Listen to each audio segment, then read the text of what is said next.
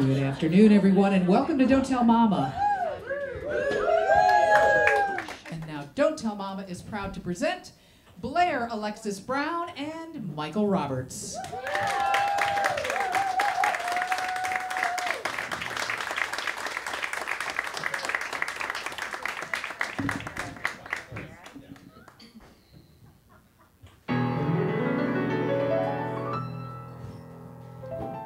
4 years ago, if you recall, Trump was high-riding, then in stepped Biden. Now Trump is back again with the same old song and dance, but even worse, with J.D. Vance.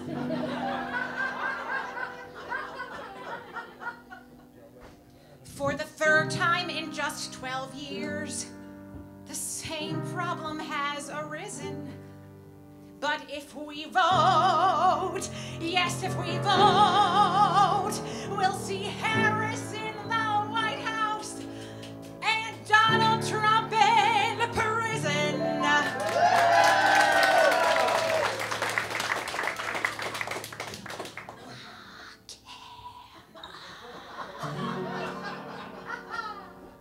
So, one more time, the great blue wave.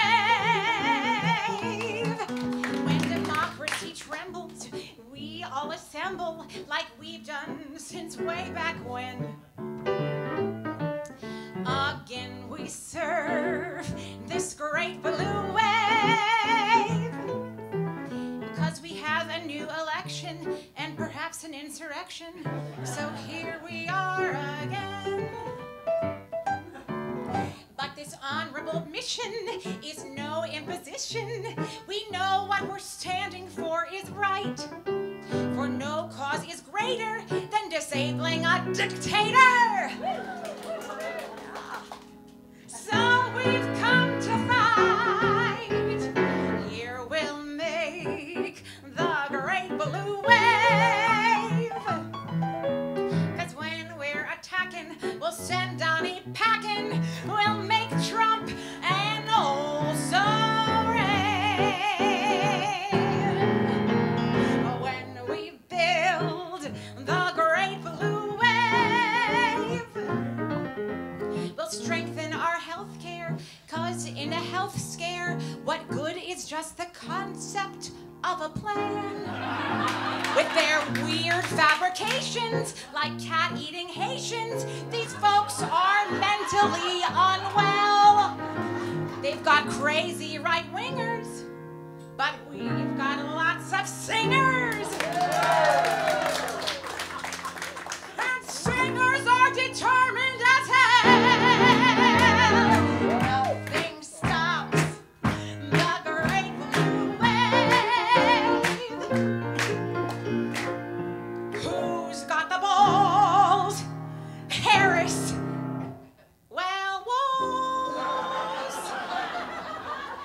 They are the change we crave. So come, join the great blue wave.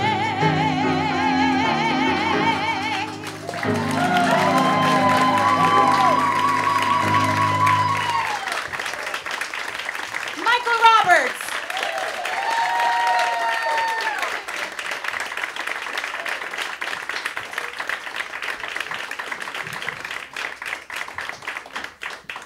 Good afternoon, joyful warriors.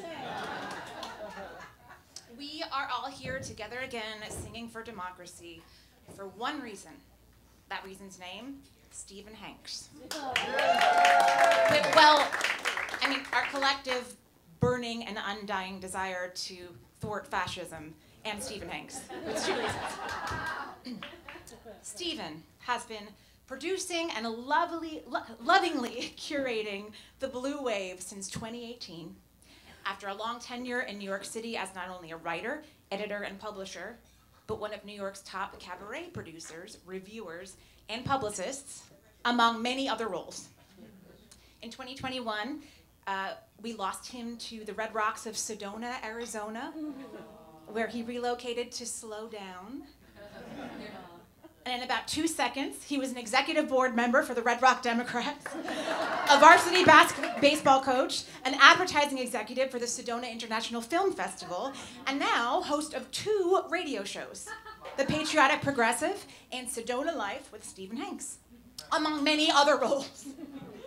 He's bad at slowing down, but he is great at lifting us up through his tireless promotion of democratic ideals and resistance via music. Ladies and gentlemen, our host with the most, our fearless leader, and our friend, Stephen Hanks!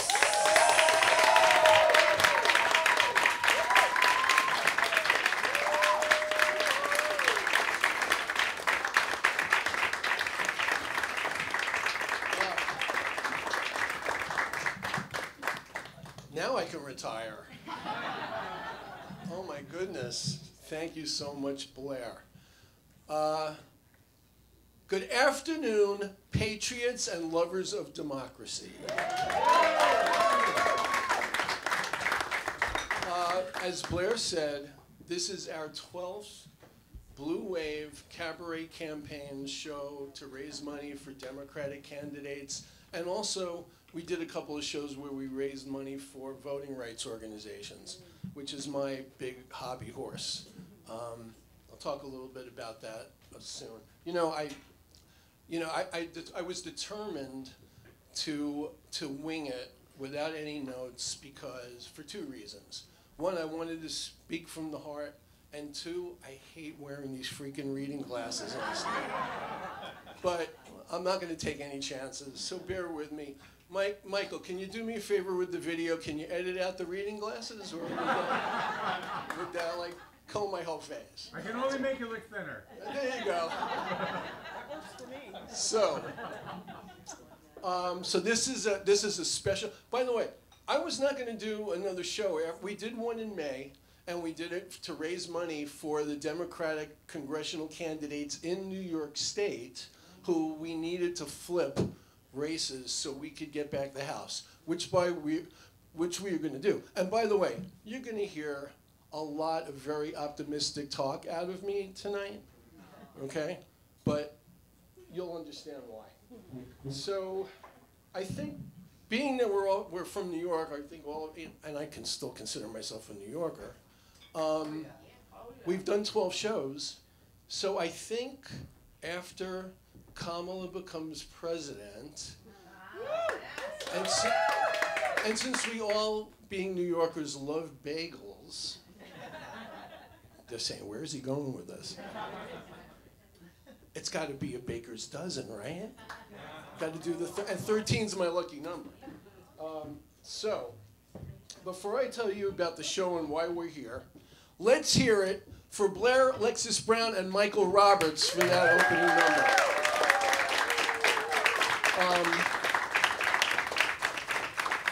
Michael wrote that original song and the story, and now here's the deal with the Great Blue Wave song. When I decided I was going to do this series way back at the beginning of 2018, probably right at the end of 2017, I knew I wanted to have some kind of theme song. And I asked Michael, because he's a fantastic musical theater composer and been my friend now for going over 20 years. And I said, Michael, can you write me a theme song that's like topical, and that's Trump, and the whole thing. He got the idea. So he came up with this great song that I used to do to open the show, pretty much every show. And then I didn't do it the last few shows because it started getting dated. A lot of the references were from early in Trump's administration. But for this one, I asked him, can you possibly write a new lyric? And he was running all over Europe and dropped everything. I think he was on the Seine, I don't know. And he whipped that new lyric together in a couple of weeks, and Blair just learned it.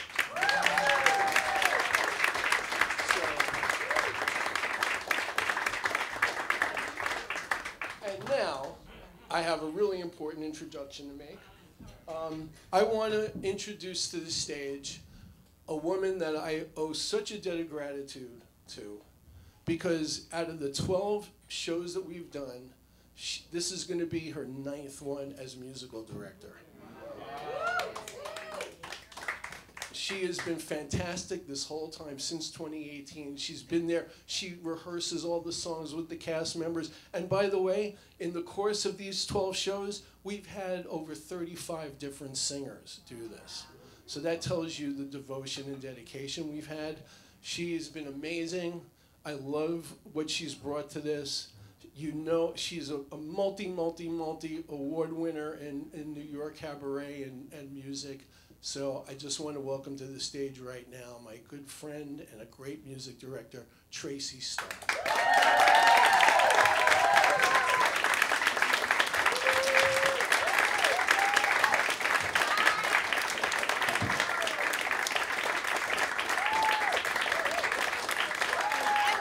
Yes.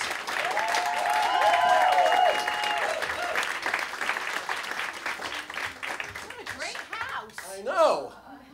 Can I take you all home? Oh, that's not that's a Jerry Lewis moment right there.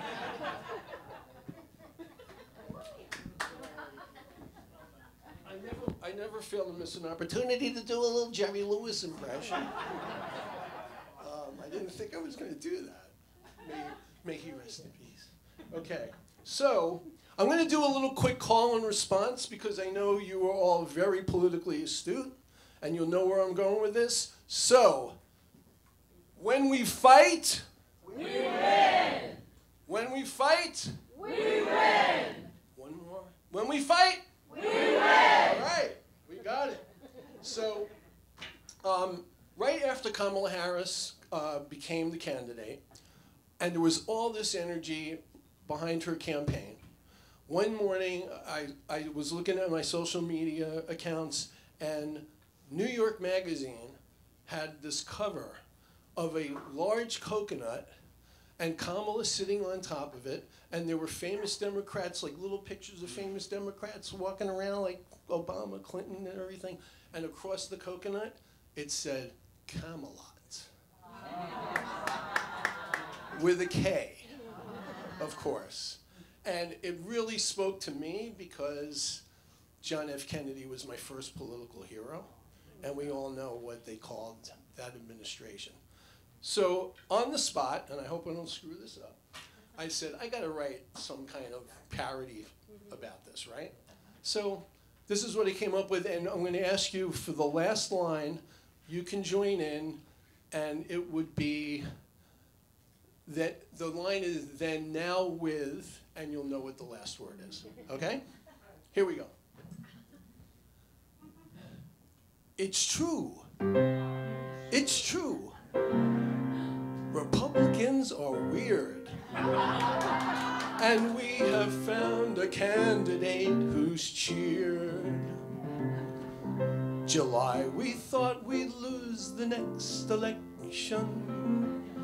Joe Biden's chances clearly went to pot. Then suddenly we found a new direction with Kamala. The right wing scares with Project 25 and demonizes women quite a lot. At ballot box, smart folks will vote with K-Hive. That's Kamala. Kamala. Kamala. We know that Trump's a bit bizarre, a bit. But with Kamala, Kamala, our new prez will be a star. The polls don't always tell the proper story, and pundits almost never get it right. In short, there's simply not a better winning shot for Dems to take the presidency than now with Kamala.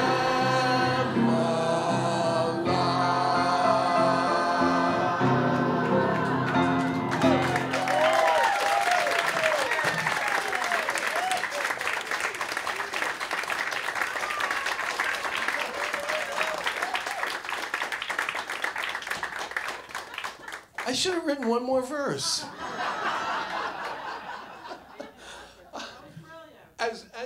As one of my favorite entertainers used to say, thank you very much. So I just want to make a few statements before we bring up a couple people and get rolling with the fantastic group of singers, all of whom I love and who are amazing. So I made a comment toward the end of that song about polls. And I know a little bit about politics, and you know everybody rolls their eyes when I say this. I was a political science major in college, which of course makes me an expert. I feel like I put my 9 years of grief in to be able to say this, but here's what I want to tell you. I really want to emphasize this. Don't listen to any of these polls until Election Day. Please, I'm begging you. I'm begging you. Because here's the deal. I'm talking as a political science expert. The only polls that matter are the ones that the campaigns do internally. The Congress candidate, the reason why Joe Biden had to drop out of the race, even though and by the way, I just wanted to make an aside here. Joe Biden saved this country twice. And I think we all need to acknowledge that.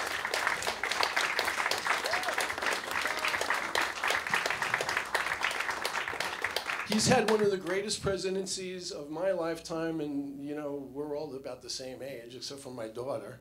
But I think we can all acknowledge he's been fantastic. Anyway, to get back to the polls, only the internal polls of the campaigns are the ones that really matter. And you're not going to know about those, you know? So don't, and here's the thing about all the polls and the pundits. They need and want the race to look like it's tied until Election Day. That's what keeps people watching. That's what keeps the ratings up. That's what keeps the advertising revenue coming in. I'm telling you, after we did 5 shows, Blue Wave shows in 2018. That was the year in the midterms that the Democrats flipped 40 seats in Congress. And after that, Joe Biden won in 2020. And after that, every single special election, Democrats were winning. And then in 2022, there was supposed to be a red wave, and that didn't happen. So why the heck is that guy going to win now? You know, it just isn't possible. So I'm not saying this for you to get overconfident, because you shouldn't. You should work your asses off to make sure this happens, especially the Senate and the Congress. Because, and I'll just add this, as I said before, my big hobby horse issue is voting rights, and the reason for that is not only for the obvious, because it is what democracy stands for, but the other side has been destroying voting rights on a regular basis for 20 years because they can't win elections any other way. And we have to do everything we can. Every single issue that we care about, whether it's climate change, LGBTQ rights, abortion rights, anything involving women, actually, go down the list of issues, and it's all about whether or not we have Democrats in Congress and in the Senate, in the House and the Senate, so they can pass these voting rights laws. So keep focusing on that. Do what you can. I really appreciate all the donations and the people that have been buying the raffles.